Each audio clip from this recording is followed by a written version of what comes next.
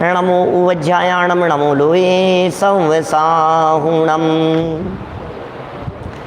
वन्दितु सर्वसिद्धे ध्रुवमचलमणोवमं गदिं पत्ते वोचामि समय पाहुडे मिणमो सुध केवली भणिदम् नमः समय साराय स्वानुभूत्या चकासते चित् स्वभावाय भावाय सर्वभावान्तरच्छिदे जिन स्वानुभूति से खिरी मम स्वानुभूति मधिगिरी श्री विमल धारा जन श्रुत आनंद अमृत से समता प्रभावती रागादि विकल्प तोड़ी के माँ सरस्वती प्रतिभाव वंदन दृष्टि निज में जोड़ी के दृष्टि निज में जोड़ी के। ग्रंथराज समयसार जी यहाँ विराजमान हैं। श्रीमद् भगवत कुंद कुंदाचार्य देव प्रणीत यह अनमोल ग्रंथ है।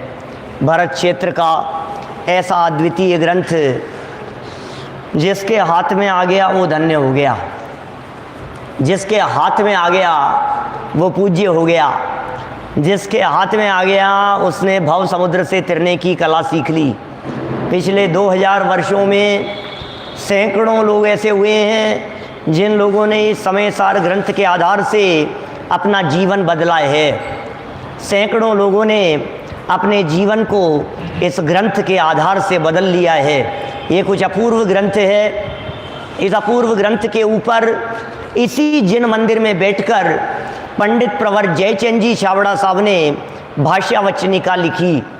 ये जो पीछे मेरे पीछे आप लोगों को हस्तलिखित पांडुलिपियाँ कुछ दिखाई दे रही हैं, इनमें एक प्रतिलिपि पंडित जयचंद जी छाबड़ा साहब द्वारा लिखी गई समयसार ग्रंथ की मूल वचनिका भी है। अनेक विद्वानों की, अनेक ज्ञानियों की, भाषा टीकाकारों की, वचनिकाकारों की ये साधना स्थली है। ये टोडरमल जी के मंदिर के नाम से विख्यात यह जिन मंदिर जयचंद जी छाबड़ा साहब की भी कार्यस्थली रहा, पंडित सदाशिवदास जी कासलीवाल साहब की भी यह कार्यस्थली रहा।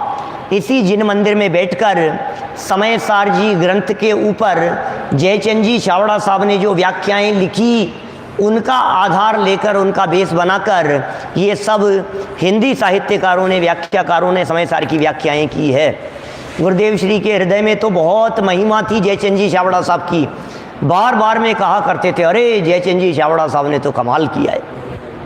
ये हिंदी कवियों ने, हिंदी वचनिकाकारों ने कमाल कर दिया है। क्योंकि यदि ये हिंदी ढूंढारी भाषा में लिखी गई ये वचनिकाएँ नहीं होती तो संस्कृत और प्राकृत के लिखे गए कुंद कुंदाचार्य और अमृत चंद्राचार्य देव के वचनों का रहस्य हम कैसे समझ पाते, हम कैसे उस रहस्य को जान पाते।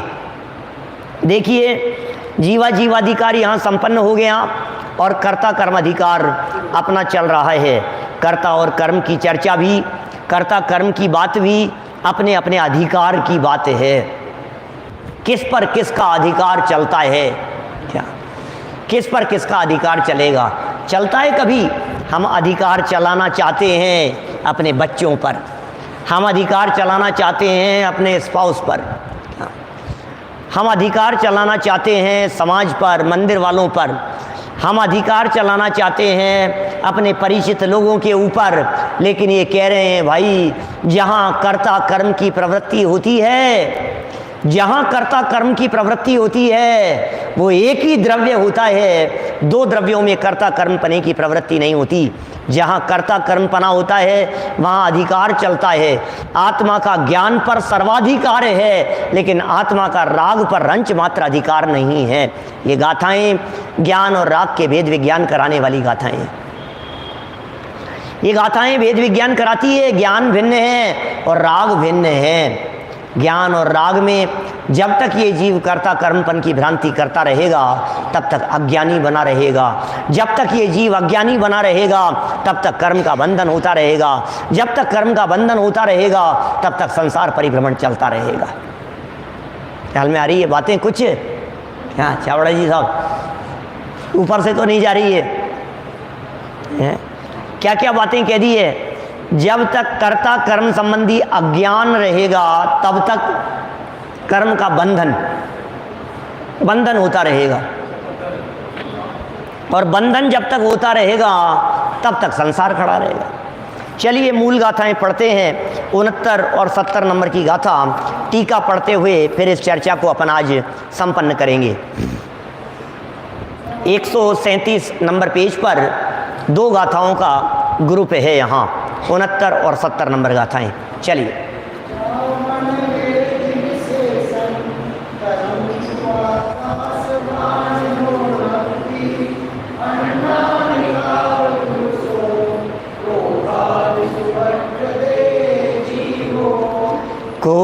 कोहादिसुवट्टं तस् कम्मस् संचोदी जीवासेवम बंधो भणिदो खलु सबदरीसिहिं।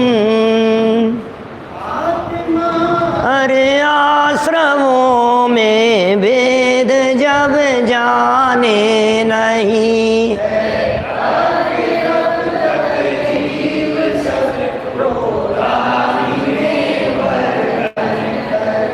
क्रोधादि में वर्तन करे तब कर्म का संचय करे।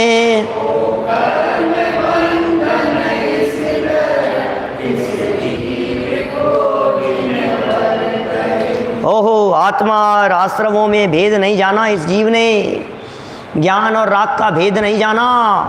क्रोध आदि और राग ये दोनों किसी एक पिता की संतान नहीं है, दोनों अलग अलग हैं। ये दोनों एक साथ तो जन्मे हैं, एक अस्पताल में जन्मे हैं क्या, लेकिन एक अस्पताल पर जन्मने पर भी एक जिन धर्म की ध्वजा पताका को फहराने वाला है, देश का नाम रोशन करने वाला है, और दूसरा आतंकवादी बनने वाला है। क्या इतना फर्क है? दोनों के पिता अलग अलग हैं। ज्ञान आत्मा की संतान है और राग अज्ञान विधाता है, इनका निश्चित चैतन्य विरोधी है। ज्ञान ये आत्मा की संतान है, क्रोध आत्मा की संतान नहीं है। क्या ये विभाव है, ये विरोधी भाव है, ये विरोध उत्पन्न करने वाला है ना। तो आत्मा और आश्रमों में भेद जब तक नहीं जाना, जब तक इस भेद को नहीं जाना गया, नहीं पहचाना गया, तब तक ये सब जीव क्रोधादि में वर्तन करते रहते हैं। अरे ये भी तो मेरा ही है, ये भी तो मेरा ही है, ये भी तो मेरा ही है, ऐसा करता रहता है व्यक्ति। नादानी में, ना समझी में इन जगत के पदार्थों को ये जीव अपना कहता रहता है, अपना मानता रहता है। ये अज्ञानी जीव है, क्रोधादि करता है ये नहीं कह रहे हैं। कल भी हमने बात कही थी आपसे, क्योंकि क्रोधादि तो ज्ञानी के जीवन में भी होते हैं, लेकिन क्रोध आदि ज्ञानी के जीवन में भी होते हैं, लेकिन क्रोध आदि में प्रवर्तन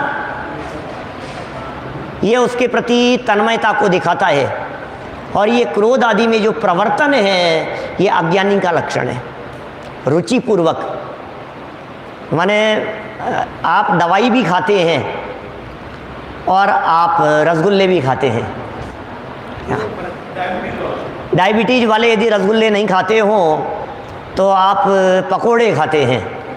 क्या आप दवाई भी ले रहे हैं और भोज्य सामग्री भी ले रहे हैं, दोनों में जमीन आसमान का अंतर है। एक को ऐसे खाता है कि जैसे और खा लूं, पेट भर जाता है लेकिन मन नहीं भरता। क्या है? पेट जवाब देने लगता है, थक गए, बस यार अब नहीं, मन तो और है, और खा लूं, और वो मन ज़्यादा होता है, इसीलिए कहता है अभी रख दो, थोड़ी देर बाद फिर खाऊंगा। क्या अभी रख दो, इसको उठा के रख दो, शाम को फिर खाऊंगा। क्या ये बात क्यों कह रहा है? ये बात क्यों कही जा रही है इसके द्वारा? क्योंकि मन नहीं भरा क्या, लेकिन दवाई से मन भरने की बात नहीं है क्या। दवाई तो ये कहती है भाई कब बंद हो, कब बंद हो। डॉक्टर के दिखाने के लिए जाता है और डॉक्टर से कहता है डॉक्टर साहब और कितने दिन, और कितने दिन आना है, और कितने दिन दवाई लेनी पड़ेगी। ये दवाई लेनी पड़ती है और भोजन लिया जाता है। ज्ञानी जीव भी बस ज्ञान भाव रूप परिणमन करता है तो रुचि से करता है, और क्रोधादि रूप प्रवर्तन करता है अरुचि से करता है। ये बातें यहाँ कह दी गई थी। 3 प्रकार के संबंध भी यहाँ बता दिए गए थे। संबंध 3 प्रकार के कह दिए गए थे। एक संबंध है तादात्म्य संबंध, याद होगी कल की बातें थोड़ी बहुत आप लोगों को। एक तादात्म्य संबंध है, नंबर 2 संयोग संबंध है, और नंबर 3 कल प्रवचन सुना था आपने। 3 नंबर बताओ। एक तादात्म्य संबंध है, नंबर 2 संयोग संबंध है, नंबर 3 एक क्षेत्रावगाह संबंध है। बढ़िया, क्या सही जवाब दिया आपने क्या? तो पहला जवाब क्या हो गया? तादात्म्य संबंध। तादात्म्य संबंध किसके साथ में किसका है?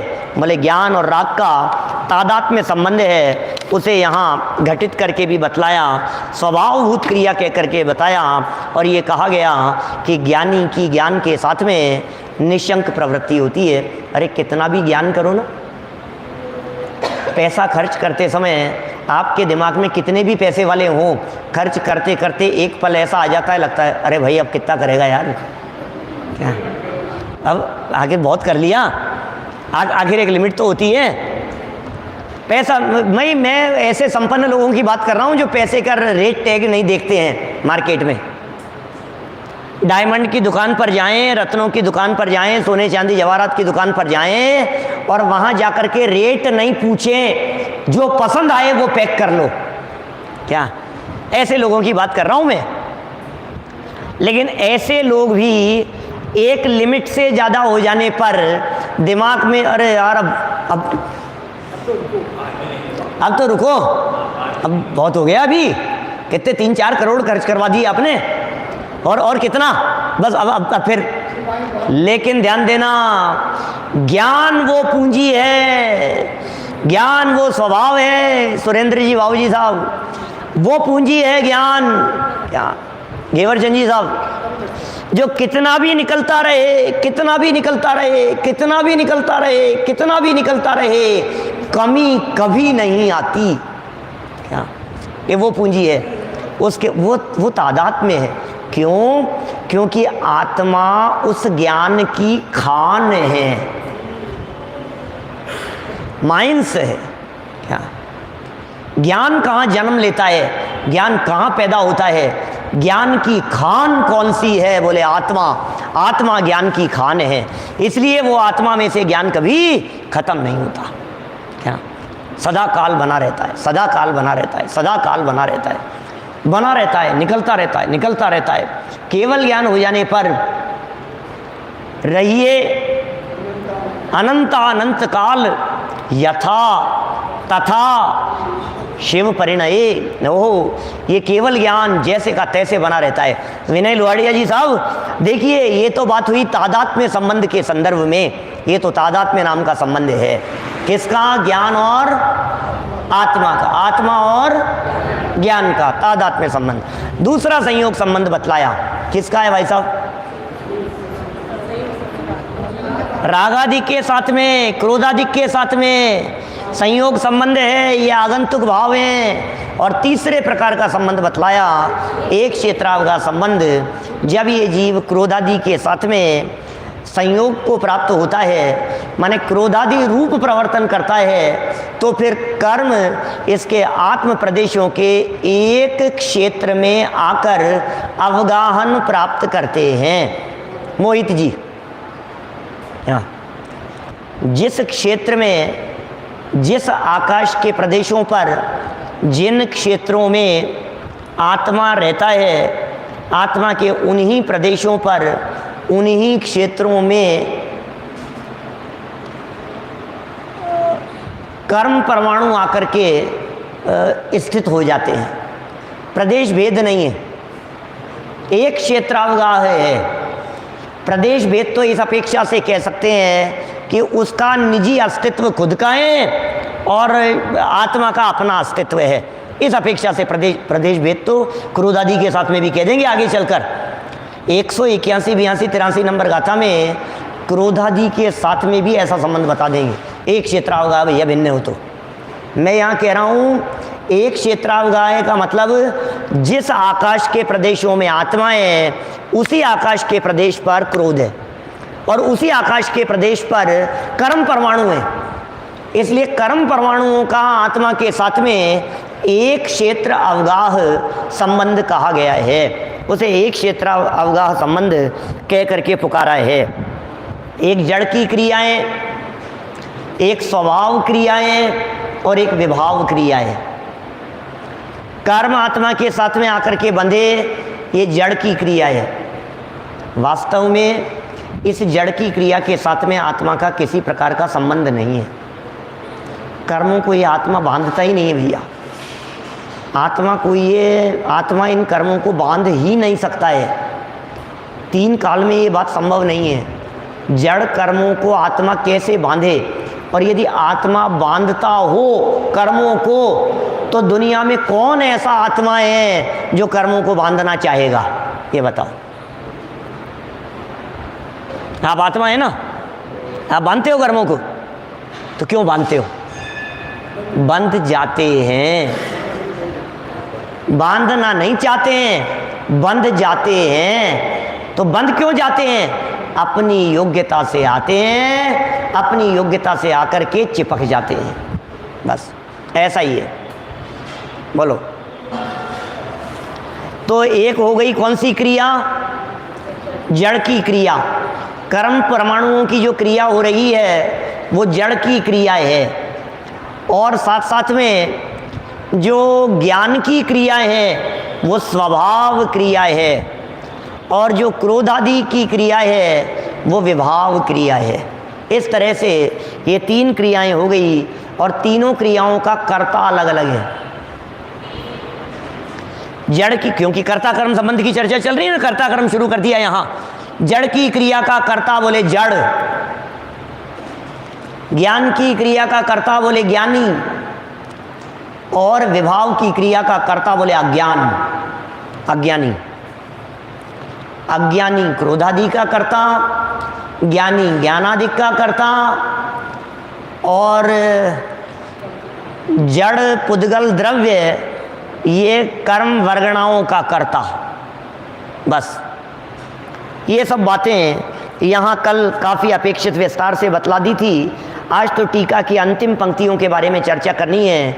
139 नंबर के पेज पर अंतिम दो पंक्तियों की चर्चा हम यहाँ करेंगे।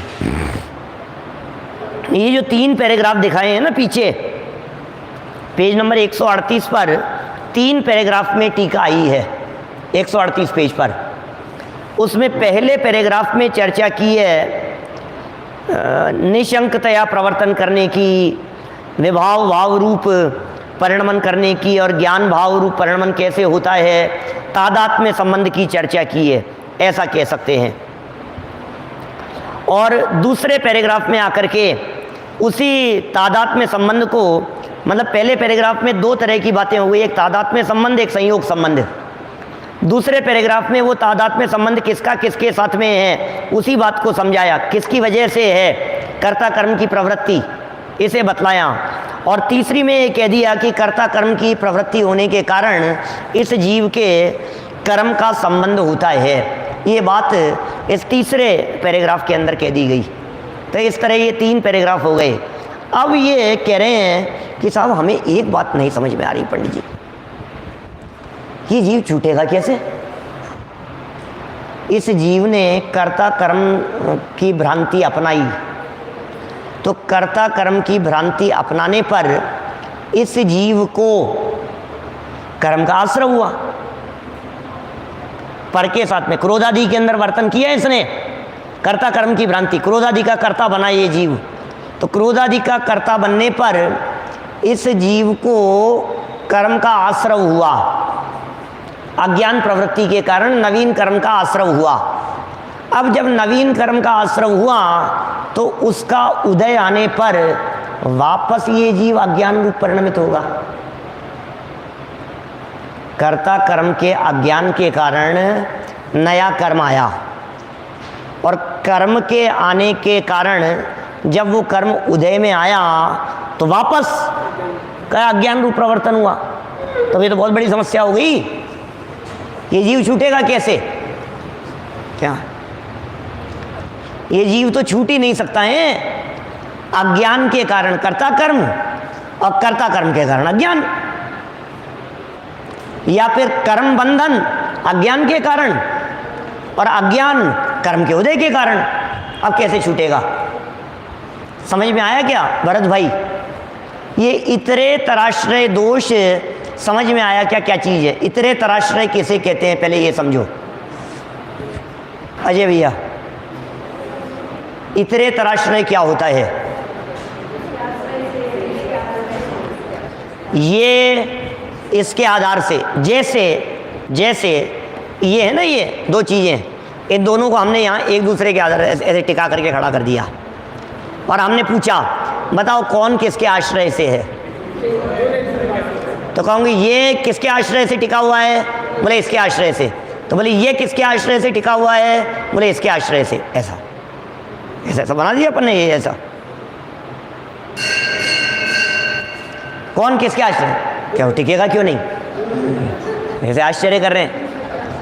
तो ये एक इसके आश्रय से, ये इसके आश्रय से, तो ये इतरे तराश्रय दोष कहलाता है। इतरे तराश्रय होने से हम किसी निर्णय पर नहीं पहुंच पाते। न्याय शास्त्रों में इसे बड़ा दोष कह करके पुकारा गया है।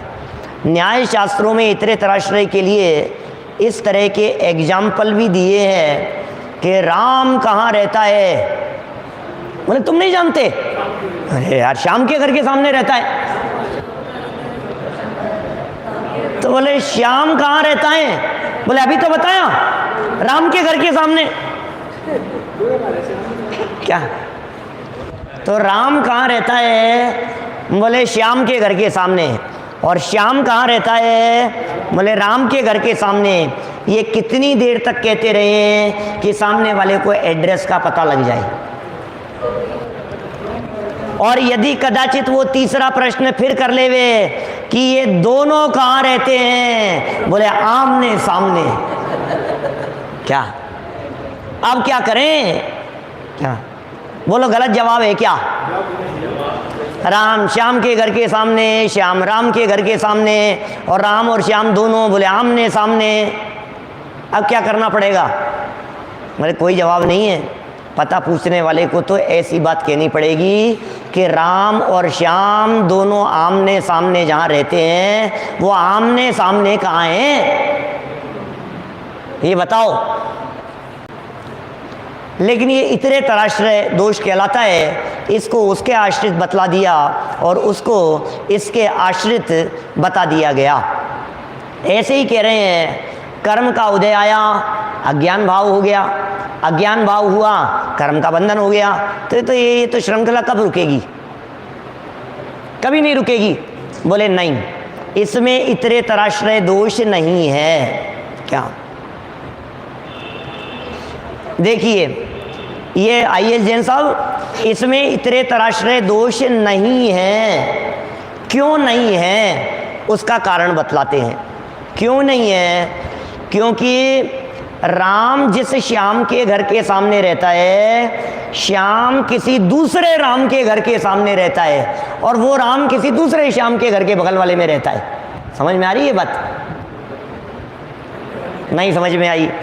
इस बात को उदाहरण देकर के समझाया है। ये वृक्ष कैसे पैदा होता है? बोले बीज से। तो बोले बीज कहाँ से आता है? वृक्ष से। तो बोले वृक्ष कहाँ से आता है? बोले बीज से। तो बोले कब से? ये तो इतरे तराश्रय हो गया। बोले इतरे तराश्रय नहीं है, क्योंकि जिस बीज से ये वृक्ष उत्पन्न हुआ है वो बीज उस वृक्ष का नहीं था, वो उसके पहले वाले वृक्ष का था। और वो वृक्ष जिससे उत्पन्न हुआ था वो बीज नहीं था, वो दूसरा बीज था। नहीं समझ में आ रही ये बात? क्या कह रहे हैं? अभी लाइन पढ़ता हूं, समझ में आएगी। 139 पेज, 2 लाइनें देखिए शुरू की, तो समझ में आएगी बात।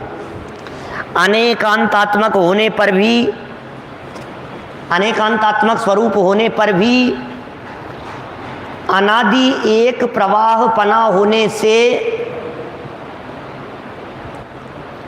अनेकांतात्मक होने पर भी अनादि एक प्रवाह पना होने से इसमें इतरे तराश्रय दोष भी नहीं आता है। क्यों नहीं आता है? क्योंकि प्रवाह था भाई साहब, प्रवाह था। आप 2 घंटे से एक ही नदी के सामने नहीं बैठे रह सकते हो। कभी बैठे हो 2 घंटे नदी किनारे? हम बैठे हैं 2.5 घंटे नायग्रा फॉल पे, तत्व चर्चा करने के लिए, ऐसे निहारने के लिए नहीं, उसको स्वाध्याय के लिए। बाकी जाने वाले तो 10-5 मिनट, 15 मिनट, आधा घंटा घूम घाम करके 1 घंटा चला आता है बैठ करके तत्व चर्चा करने के लिए। तो बोलो जो सामने पानी बह रहा है वही बह रहा है ना? कितनी देर से बह रहा है? वही है ना? कि नहीं भाई, प्रवाह पने की दृष्टि से गंगा नदी एक ही है। क्या? प्रवाह पने की दृष्टि से, लेकिन सच में तो ये हर क्षण बदल रही है। इसी तरह से हम यहाँ कर्म बंधन के संदर्भ में बात कर रहे हैं। जरा सुनिए जिग्नेश भाई, ये कर्म बंधन के संदर्भ में कह रहे हैं कि आपके जो कर्ता कर्म का जो अज्ञान हुआ, उससे जो कर्म बंधा, वो जो कर्म बंधा है वो नया कर्म है, और उस कर्म का उदय आने पर जो पुनः अज्ञान भाव हुआ है वो नया अज्ञान भाव है। और उस नए अज्ञान भाव से जो कर्म बंधेंगे वो नए कर्म बंधेंगे, पुराने तो न मालूम कहाँ पड़े हैं सत्ता में। समझ में आ रही है बात? तो प्रवाहपन की दृष्टि से देखने पर ये भले ही इनमें इतरे तराश्रय जैसा दिखे, लेकिन वास्तव में अनेकांतात्मक इनका स्वरूप है, इसलिए इनमें इतरे तराश्रय दोष भी नहीं आता है। यह बंध कर्ता कर्म की प्रवृत्ति के निमित्तभूत अज्ञान का निमित्त है। क्या ख्याल में आ रही है बात?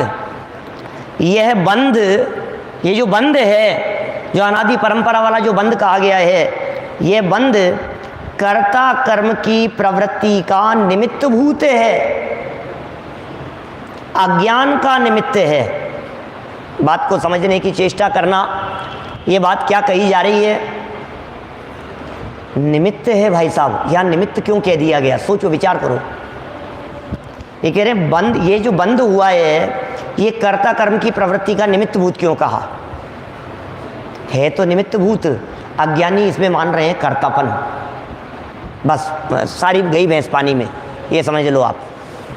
है तो निमित्त और मान लिया गया कर्ता, यही तो अज्ञान है। इसी से तो ये संसार खड़ा हो रहा है। क्या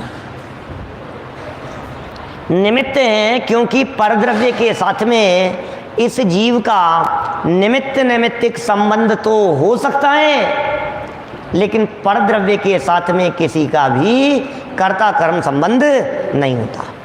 बस परद्रव्य के साथ में कर्ता कर्म संबंध नहीं होता।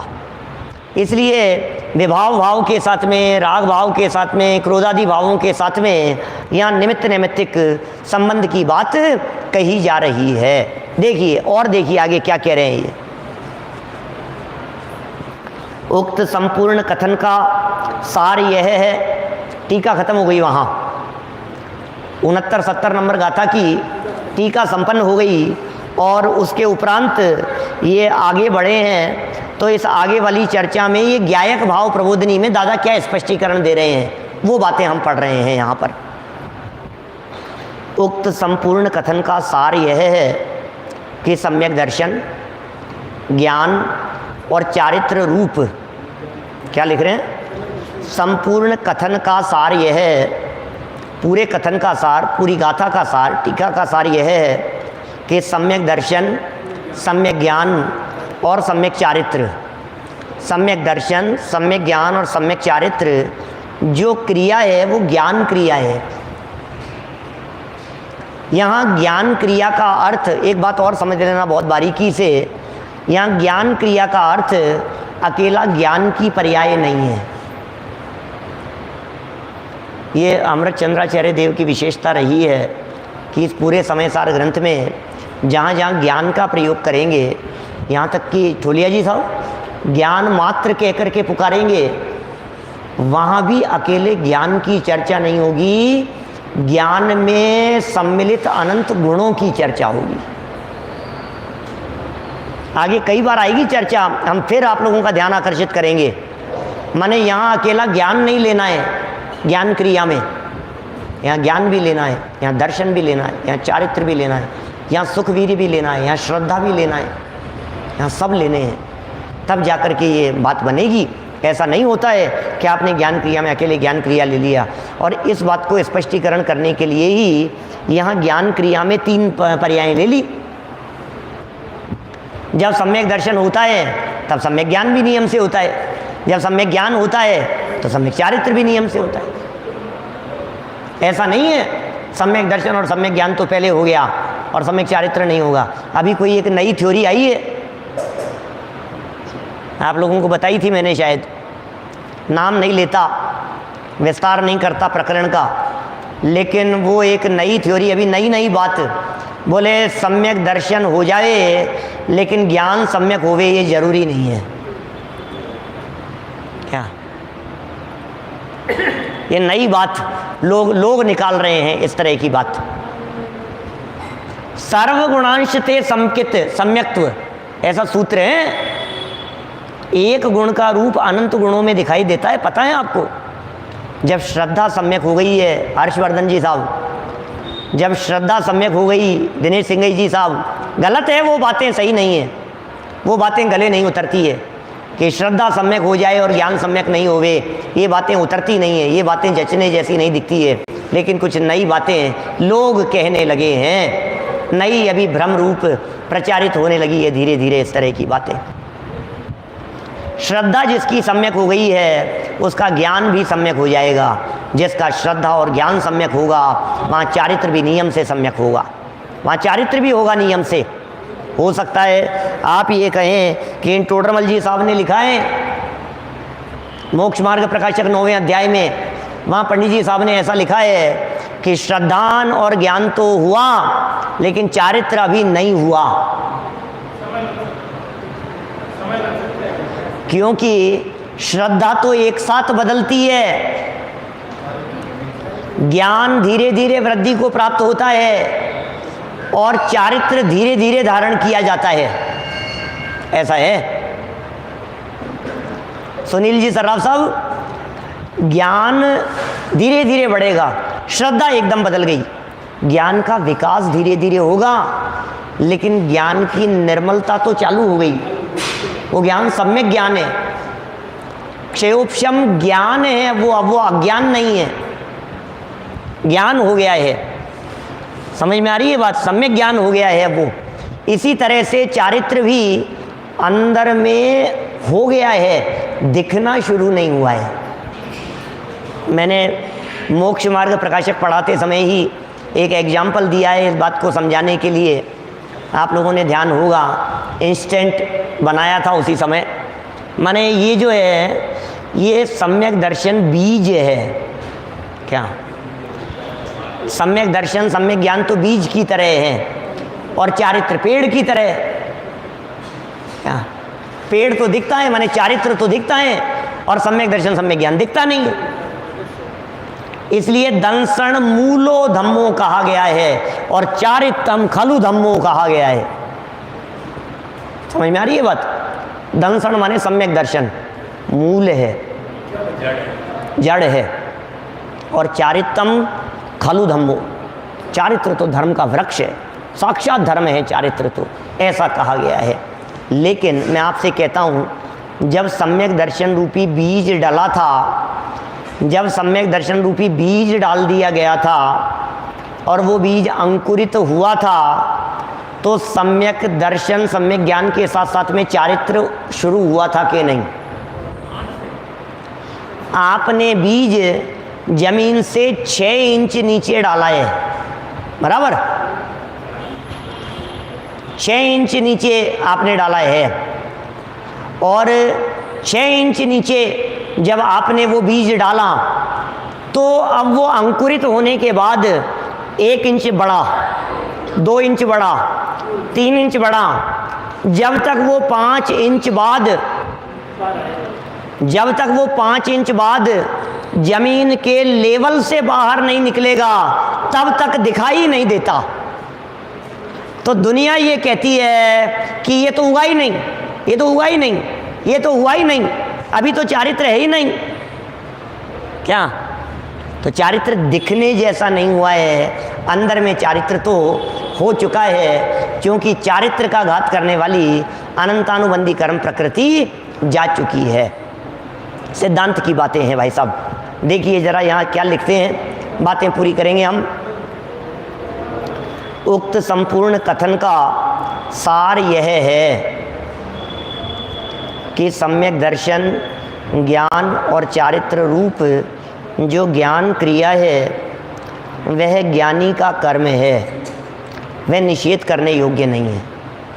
ज्ञानी की क्रिया है, समझदार लोगों द्वारा अपनाई गई है। वेद विज्ञानियों ने जिसको अपनाया है वो त्याग करने योग्य नहीं है, निषेध करने योग्य नहीं है। इसलिए ज्ञान क्रिया का निषेध नहीं किया जाना चाहिए। रागादि भाव रूप जो विभाव क्रिया है, क्या? रागादि भाव रूप जो विभाव क्रिया है वह ज्ञानी का कर्म नहीं है, अतः निषेध करने योग्य है। नहीं भैया ये मेरा काम नहीं है, अपन निषेध कर देते हैं ना। अपना काम होता है उसमें तो हम कितना उत्साह से बोलते हैं। आप सोचिए, आपके घर भोजन करने के लिए आए हम, दिनेश सिंह जी साहब आपके घर भोजन करने के लिए आए, घर में 4 आइटम बनाए गए, क्या? और किसी ने आकर के पूछा कि भोजन कैसा लगा, खाना कैसा लगा?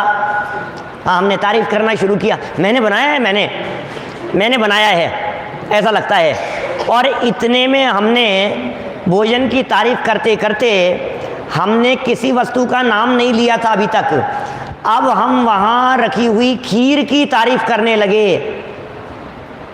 खीर तो उसने बनाई नहीं थी, खीर तो दूसरे ने बनाई थी। अब चेहरा, आप समझ रहे हैं क्या होता है?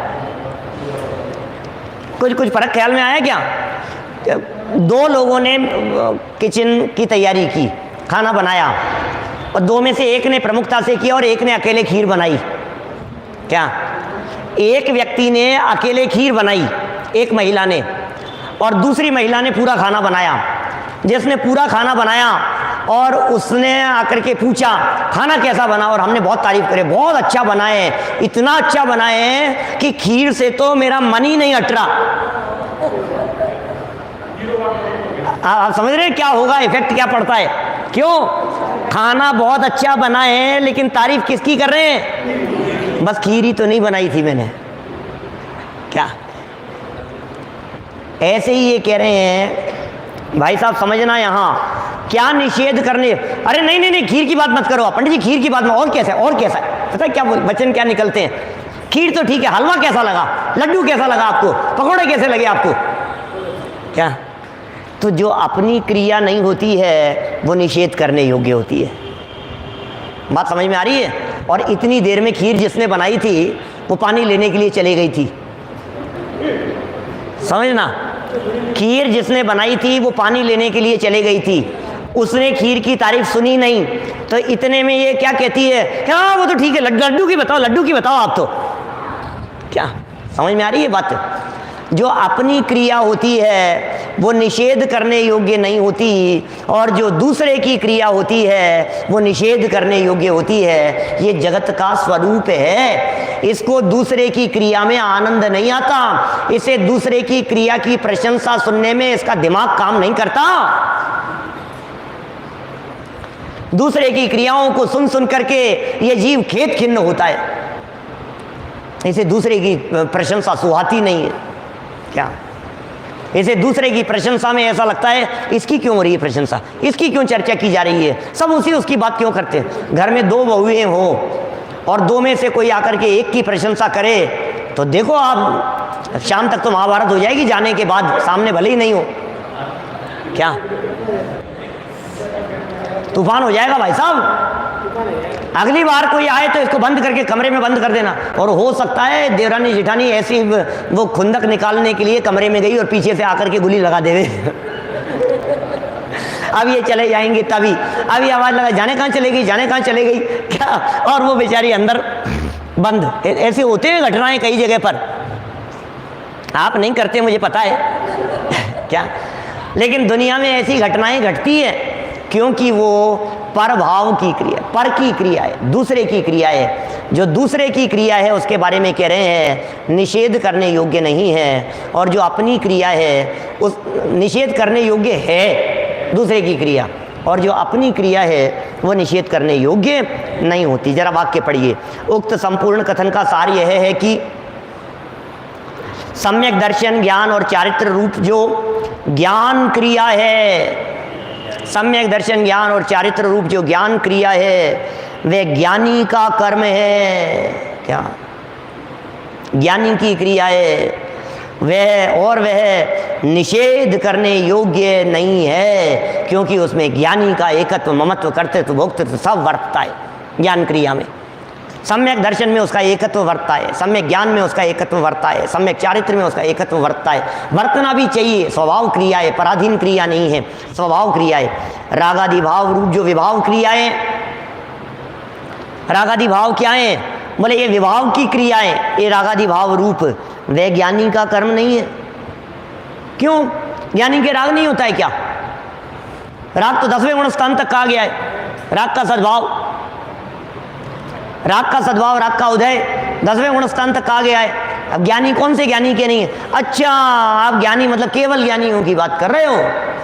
अरे नहीं, राग के काल में ज्ञानी के राग का कर्तृत्व नहीं है, ये कह रहे हैं। क्रोध के काल में ज्ञानी का क्रोध के साथ में एकत्वपना नहीं है, तन्मयता नहीं है, क्योंकि उसका कर्तृत्व उसके माथे पर नहीं दौड़ता है। जिस तरह से अच्छा काम होता है तो आपका चित्त उछल करके बोलता है।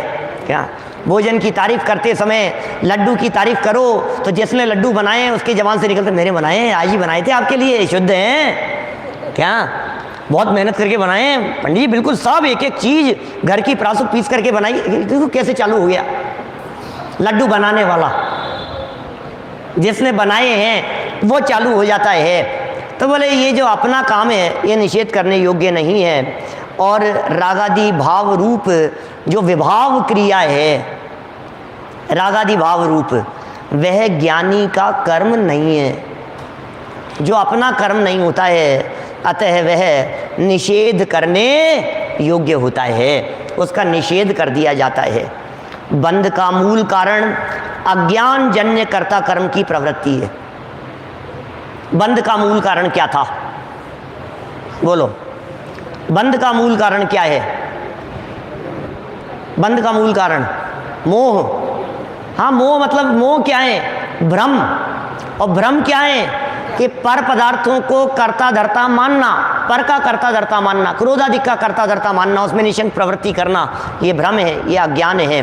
तो बंध का मूल कारण अज्ञान जन्य कर्ता कर्म की प्रवृत्ति है, और जब तक इस कर्ता कर्म की प्रवृत्ति से निवृत्ति नहीं होगी, क्या?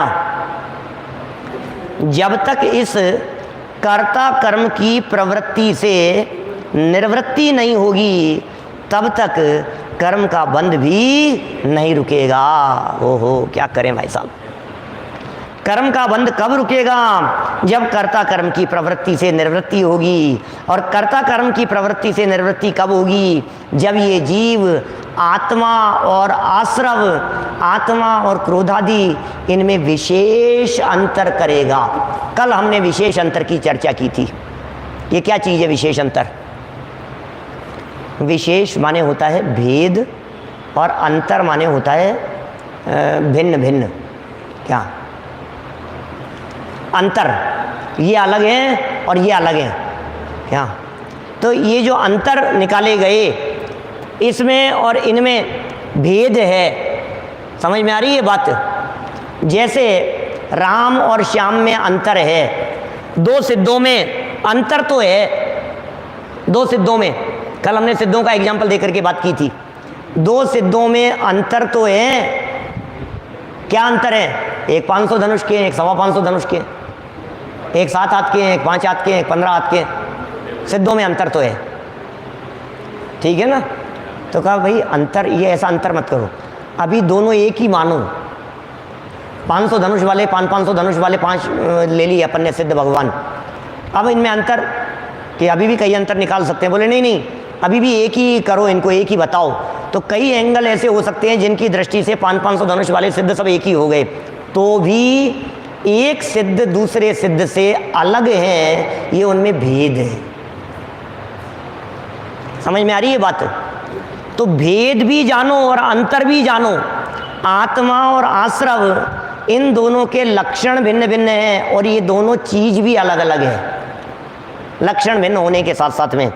तो इस तरह से ये ज्ञानी का कर्म नहीं है, अतः निषेध करने योग्य है। बंध का मूल कारण अज्ञानजन्य कर्ता कर्म की प्रवृत्ति है, और जब तक इस कर्ता कर्म की प्रवृत्ति से निवृत्ति नहीं होगी तब तक कर्म का बंध भी नहीं रुकेगा। इसलिए ये पूरा अधिकार जो कि 76 गाथाओं में लिखा गया अधिकार है, ये पूरा अधिकार इस जीव के कर्ता कर्मपन की भ्रांति को तोड़ाने के लिए लिखा गया है। ये हमारी भ्रांति टूट जाएगी तो फिर कर्म का आश्रव नहीं होगा, बंध नहीं होगा, बंध नहीं होगा तो संसार भी खड़ा नहीं होगा।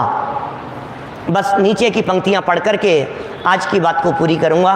ध्यान दीजिए क्या कह रहे हैं। 69 और 70वीं गाथा में यह बताया गया है कि बंध का मूल कारण अज्ञानजन्य कर्ता कर्म की प्रवृत्ति है, ये बंध का मूल कारण है।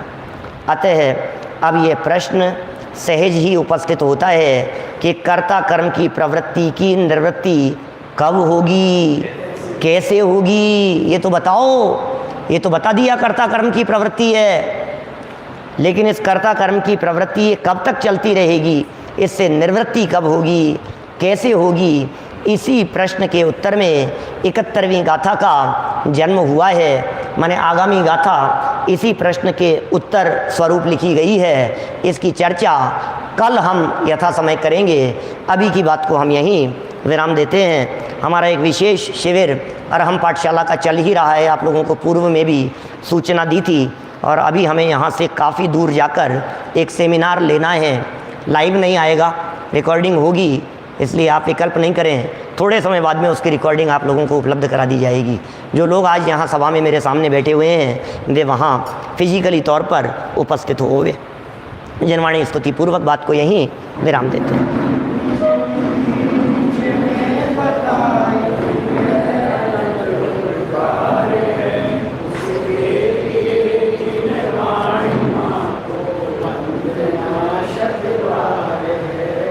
वंदना शतवार